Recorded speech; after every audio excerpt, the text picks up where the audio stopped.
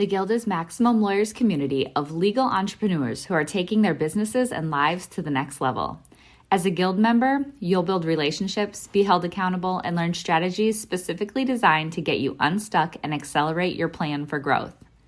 Members are also granted exclusive access to masterminds hosted around the country. Our next event is coming up, and we're heading to Scottsdale, Arizona. There's something truly magical about the power of these in-person connections where real-time breakthroughs happen. Picture this. You're surrounded by like-minded law firm owners tackling your business and mindset challenges together. The energy is electric, the insights are transformative, and the results are game-changing. Investing in yourself is the best decision you'll ever make.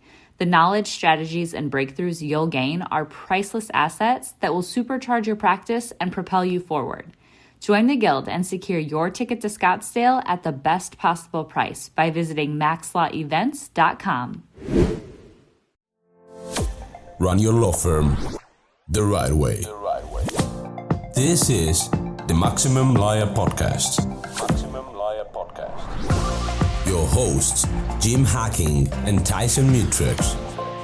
Let's partner up and maximize your firm. Welcome to the show. Welcome back to the Maximum Lawyer Podcast. I'm Tyson Mutrux. Jim is not doing anything again. He's still on assignment.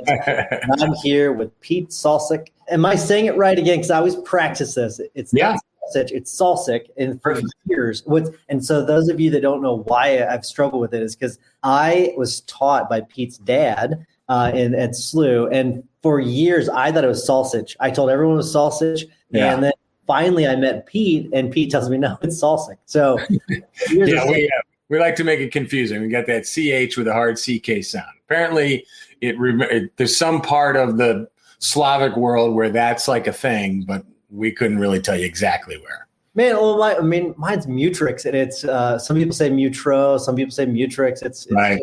I completely get it, but I've got to figure something out really quick. I got to sort this out. Jim says he came up with, for you, the Screen Lawyer. Is this true? It is true. I've got to give Jim Hacking all the credit in the world.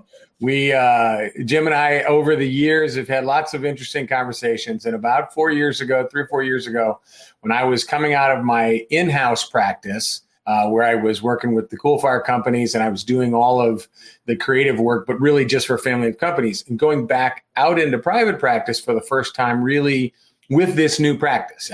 I wanted to do the same thing I was doing for Cool Fire for other clients, but I'd never marketed that in any way. So I was having a conversation with Jim. You could probably picture this, Tyson. And he's like, so what do you do? And I'm like, well, I do blah, blah, blah. He goes, no. What do you do? And I went off on another rant. He stopped me again. He said, what do you do? And I said, well, Cool Fire used to have a saying, we make things for screens. And I did every one of those contracts. I did every one of those right structures. And he said, Screen Lawyer. So we immediately looked. The URL was available, and nobody had claimed it on social media. So it came from. And it took me about a year to start doing something with it, but that's where the name came from. And so I, got to give Jim the credit where credit is due. I love it. I love your content too. You've got some really good content. You present well on the video, and even your setup right now looks fantastic. Thank you. Let's talk about what your topic is, and I've got to pull this up. I told you I've got to read this because it doesn't roll off the tip of your tongue. But this is also something that Jim came up with. Exactly. So if people like it, well, we'll give Jim credit. But if people think what, then that's also Jim's fault. Exactly. Now let's give you the credit if it's good. If it's bad, fair enough. But here's the topic. I think it's freaking awesome. Actually, we were cracking up whenever you came up with it. What all you fools need to know about the content you're creating. So it's funny. So on these other conversations I've had with speakers, I've asked, where did this topic come from? But for you, it's something that he came up with. But do you want to talk a little bit about what you're going to talk about? Yeah, and really, I think it was Jim's. Jim was essentially, I think, pretty much encapsulating what I regularly talk about, which is when you are creating content, and that could be you, it could be a room full of lawyers who we're all now creating content, right? We're being told by our marketing professionals, by those who want to engage, help us grow our businesses. We create content like any other business does now.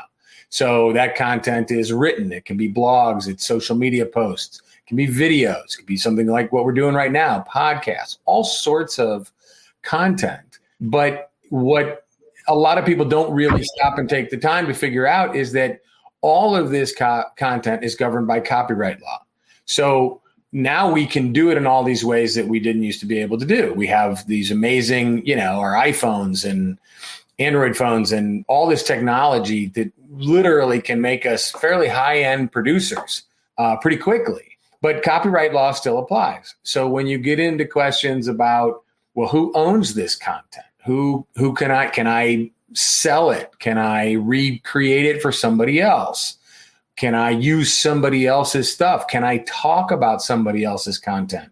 Can I use a photograph? What about music? All of these things that go into creating some kind of a content all are governed by copyright law at the base, and then a variety of contracts typically. And if you don't put those things in writing, if you don't, establish what you want to do or what someone else can do with your stuff, you run some pretty serious risks that first, your content may be taken down. Second, you may be sued for infringement. Or three, you may just simply lose control of it altogether and it ends up having a meaning you never intended. So I spend a lot of time just generally advising clients about that. A lot of my videos that I do are on issues kind of in and around that. So it seems like a great idea to tell all of these lawyers who are all going to be great content creators. They're all writing books because John Fisher challenged them to. I mean, everybody's creating content. All of them need to know that this is what happens with that content and what you need to do about it to protect it. And so that's the point. I love it. That's, it's funny. Like, I don't have to ask you a bunch of my questions because you just, it's a lot of, like, here's how much we trust Pete. Pete is our lawyer. So he's our lawyer. So we trust what he's going to say. Well, then let's do this. Let me ask you this question. Sure. Since you did such a good job of explaining what you're going to talk about. What are you so excited about when it comes to the conference? Oh, listen, I 2 years ago when it was at Del Mar Hall, it was the first time I had attended. I wasn't there the first year.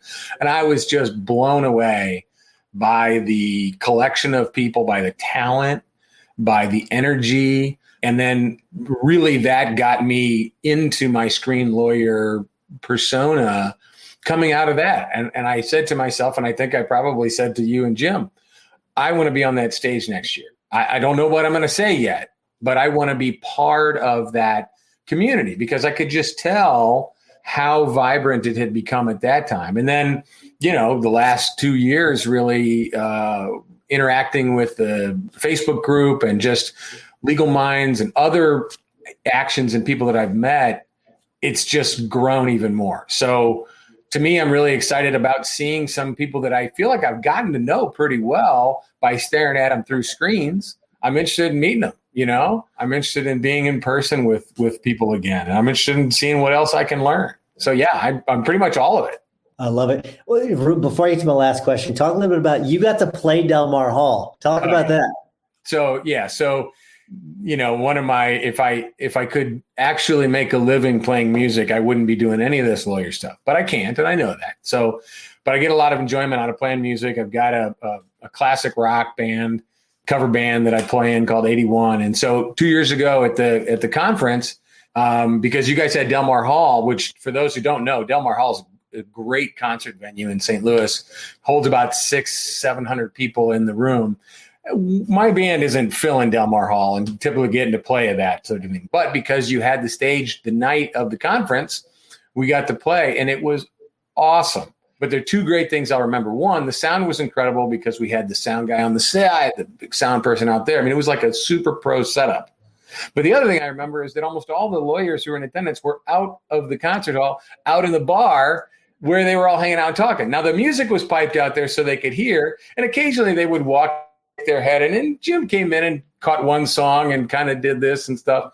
But we didn't care because we were playing Del Mar Hall and it sounded so awesome. And we got great pictures and we look like rock stars.